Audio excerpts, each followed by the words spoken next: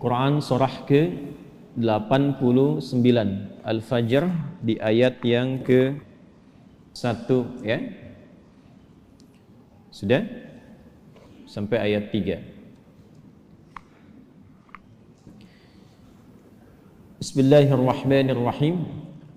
Wal fajr walayalin 'ashr wasyaf'i wal watr. Tambahkan satu ayat lagi, wal laili idza yasr. Baik, wal fajr, aku bersumpah demi waktu fajar. Di dalam Al-Quran kita temukan ragam sumpah yang langsung disampaikan oleh Allah Subhanahu wa ta'ala. Allah itu tidak bersumpah pun pasti yang difirmankan sudah penting. Dan sumpah itu ciri penegasan dan kesungguhan. Kalau dikaitkan dengan makhluk ada kesungguhan. Makanya kalau Anda ingin menguatkan sebuah pesan dan menunjukkan Anda serius, pakai sumpah ya. Besok ada ceramah Ustadz Adi di Masjid A. Wah, yang benar sumpah. Nah, dia. Nah, kata sumpah itu kan biasanya untuk menegaskan sebuah makna kan dan menunjukkan kesungguhan. Nah, Allah itu tidak bersumpah pun itu pasti sudah penting apa yang difirmankan. Apalagi kalau disertai dengan sumpah. Maka pasti ada yang istimewa di dalamnya. Jadi kalau kita menemukan ayat dalam Al-Quran diawali dengan sumpah, ini menunjukkan pesan yang disampaikan di ayat itu tidak biasa, ada yang sangat penting, berbeda dengan pesan-pesan yang lainnya. Jelas sampai sini? Baik. Wal fajr.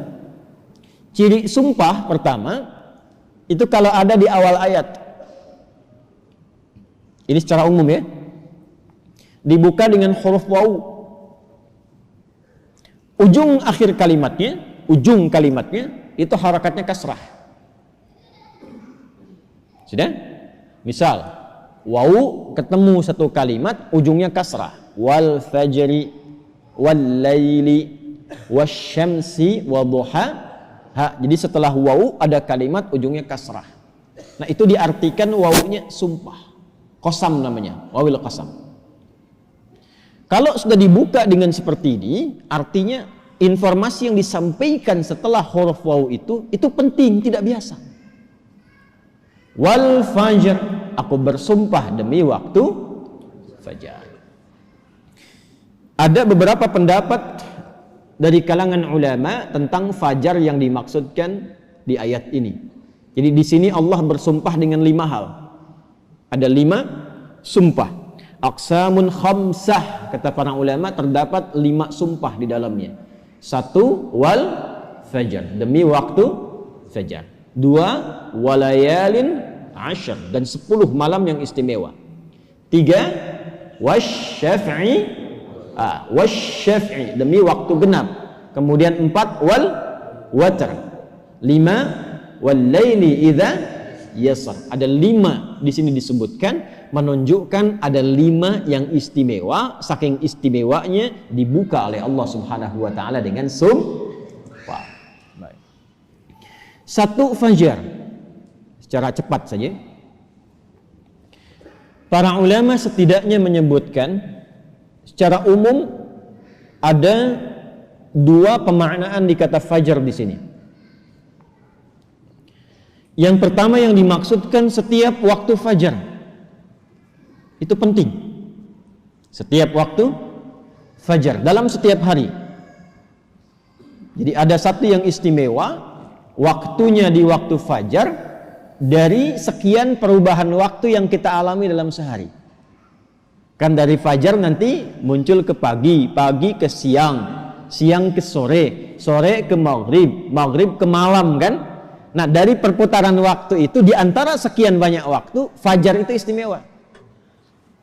Karena itu Allah panggil kita untuk bisa menunaikan sholat di waktu fajar. Ya, hakikatnya bukan hanya sholatnya, ada waktu-waktu yang hanya dalam fajar itu yang nggak ditemukan keistimewaannya di waktu yang lain. Contoh, kita ambil ke ibadah ritual dulu. Salat di waktu fajar ini itu 2 rakaat sunnahnya saja. Sunnahnya, belum masuk ke fardunya. Itu nilainya disebutkan oleh Rasulullah SAW lebih baik daripada dunia dan seisinya. Raka'atul fajri khairum minad dunya wa ma fiha. Kalau Anda mampu menunaikan 2 rakaat fajar, itu yang dimaksud sunnahnya. 2 rakaat, tapi disebutkan kalimat fajarnya. Bukan zuhur, bukan asar, bukan maghrib, bukan isya. Dan dilakukannya sebelum salat fardunya untuk menunjukkan betapa pentingnya itu. Karena kalau orang tahu itu penting, pasti persiapan datang sebelumnya. Ya, Anda tahu di sini akan pengajian kan? Subuh kan? Subuhnya misalnya jam 4.35. Anda menjadikan pengajian itu sebagai hal yang prioritas. Kalau waktunya 4.35, datangnya jam berapa? Ada yang nginap, ada yang itikaf. Karena menjadikan itu penting. Kalau tak penting mungkin diabaikan. Nah, Allah menyatakan fajar itu penting. Jangan tinggal. Bahkan saking pentingnya, ada di antara hamba-hamba Allah yang menyiapkan waktu fajar itu bangun dari sebelumnya sampai warming up dulu. Pemanasan supaya subuhnya itu, fajarnya itu bisa optimal. Bangun dari malam, Pak. Ada yang menjelang fajar itu membiasakan hatinya supaya khusyuk. Sehingga saat sholat di waktu fajar sudah terkoneksi kepada Allah dengan baik. Cara menyiapkannya dengan istighfar. Waktu singkat menjelang fajar itu disebut sahar namanya. Jamaknya disebut ashar. Ada orang-orang yang kalau sudah tiba waktu ini, dia banyak istighfar, istighfar, istighfar, istighfar. Supaya hatinya lapang saat fajar tiba, terkoneksi sempurna kepada Allah. Sempurna, nyambung. Itu ada di Quran surah ke-51 ayat 18. Wabil ashari hum yastaghfirun. Kalau ingin dikuatkan kesabaran, ingin diberikan rizki, sehingga bisa sering infak, ya. Ingin diberikan kemampuan menjalankan segala sesuatu dengan benar, menatap dengan benar, mendengar dengan benar, berjalan secara benar. Itu diantara amalannya, rajin istighfar di waktu sahar menjelang fajar. Dah, ini ijazahnya langsung dari Al-Quran. Surah ketiga Ali Imran di ayat ke-17. As-sabirina was-sadiqina wal-qanitina wal-munfiqina wal-mustaghfirina bil ashar. Ya. Quran surah ketiga Ali Imran ayat 17. Paling kiri sebelah atas tuh. Itu di situ istighfar di waktu sahar itu disamakan dengan 4 amalan tadi. Sabar, khusyuk dalam ibadah, bisa rajin infak, dan benar dalam menjalankan aktivitas. Itu diantara latihannya, rajin istighfar menjelang fajar. Makanya kalau sudah istighfar, terbuka hatinya, terkoneksi dengan Allah, itu ibadahnya akan lebih enak dibandingkan dengan yang jarang istighfar. Gitu. Alhamdulillah. Ada sifat qanitin di situ. As-sabirina wal qanitina. Sedangkan kita diminta sholat itu dengan sifat kunut. Orangnya disebut qanit, jamaknya qanitin. Ada di mana ayatnya? Al-Baqarah ayat 238. Hafizu 'alas salawati was salatil wusta wa qumu lillahi qanitin. Tuh. Kalau mau salat, mau enak salatnya, jangan sekedar salat. Memang betul sudah selesai. Ya, menuntaskan kewajiban, beban kewajibannya hilang, tapi kenikmatannya dapat enggak? Manfaatnya dapat enggak? Kalau ingin menikmati salat, ingin dapat manfaatnya, dapat ketenangan, terkoneksi dengan Allah, doanya cepat dijawab, maka khusyuklah dalam salat. Nah, di antara cara mendapatkan khusyuk itu istighfar. Dibuka. Sehingga sekat-sekat yang membuka kita itu, yang menghambat koneksi kita dengan Allah itu terbuka. Ini dari Quran. Dari Quran. Nah, dibiasakan istighfar paling enak itu di waktu sahar menjelang fajar. Apalagi kalau bisa tahajud sebelumnya. Kalau bisa tahajud, ya, tahajud kemudian istighfar, terbuka hati, rajin memberi di situ, itu disebut langsung oleh Quran kalau dia bertahan dengan itu sampai wafat, itu disebut sebagai calon penghuni taman surga yang sedang beraktivitas di bumi. Itu Quran surah 51 ayat 15 sampai dengan ayat 23. Innal muttaqina fi jannatin wa 'uyun akhidhina ma atahum rabbuhum innahum kanu qabla dhalika muhsinin kanu qalila minal laili ma yahja'un. Itu tahajudnya. Wa bil ashari hum yastaghfirun. Itu istighfarnya. Nah, hakikatnya kita bangun malam itu, hakikatnya kita istighfar di waktu sahar untuk persiapan ke fajarnya. Salah satu maknanya itu. Makanya Nabi kan ya suka rebahan kan sedikit ya. Bukan rebahan yang sempurna. Ya kaum rebahanas nih ya. Ya, coba dicek tuh. Kalau ada rebahan Nabi itu, miring sedikit ke kanan kan, setelah istighfar tuh nunggu-nunggu sampai fajar tiba. Supaya kesadarannya optimal. Ada apa di fajar itu sampai dipersiapkan sebelum itu?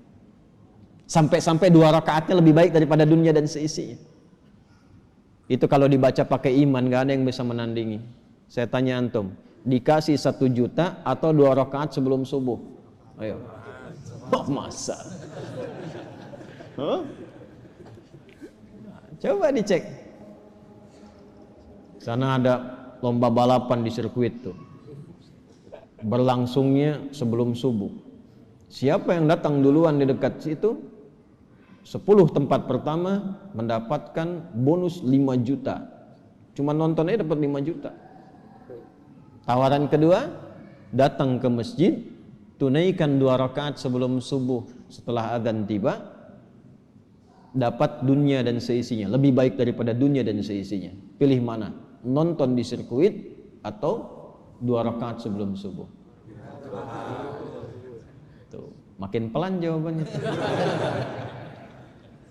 Karena babnya iman, bukan akal. Akal yang dibimbing oleh iman itu lebih tajam nanti cara berpikirnya. Mampir gua aja ke masjid, ntar balik lagi ke sana. Berarti ada yang penting. Kalau antum ingin latihan jadi orang baik atau anak pengen jadi baik tuh, konsistenkan subuh. Kayak ulama tuh enggak banyak ceramah, enggak banyak cakap, bilang subuh aja, konsisten. 40 hari subuh terus, ya. Sering begitu kan ya? Nah, itu saya bahas ilmunya sekarang. Dan itu dari Quran.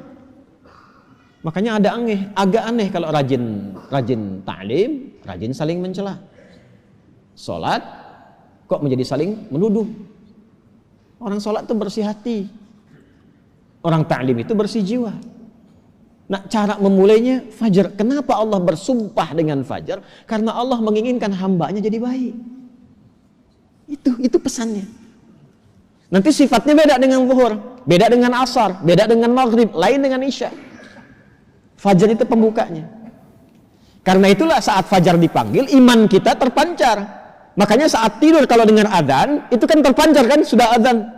Dan sekelebat itu ada yang meminta kita bangun tuh. Allahu Akbar, bangun tiba-tiba dengar adzan. Itu yang terpanggil imannya. Ketika cahaya iman itu merespon suara adzan, itulah fajar namanya.